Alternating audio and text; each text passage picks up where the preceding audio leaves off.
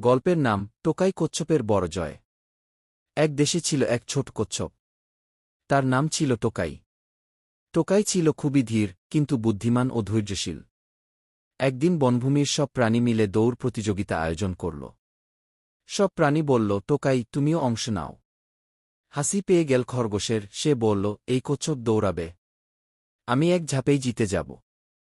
সবাই হেসে উঠল। কিন্তু টোকাই চুপচাপ বলল, দ্রুত নয়, স্টেডি চললেই জয়ী হওয়া যায়।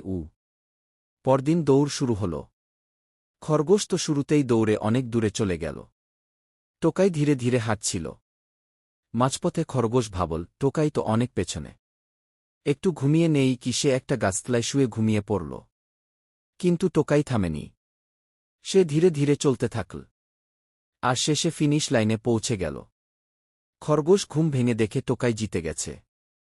সবাই অবাক। সবাই চিৎকার করে বলল, টোকাই, টোকাই, তুমি সত্যিকারের বিজয়ী। শিক্ষা: ধৈর্য, অধ্যবসায় আর আত্মবিশ্বাস থাকলে ধীরগতি হলেও সফল হওয়া যায়।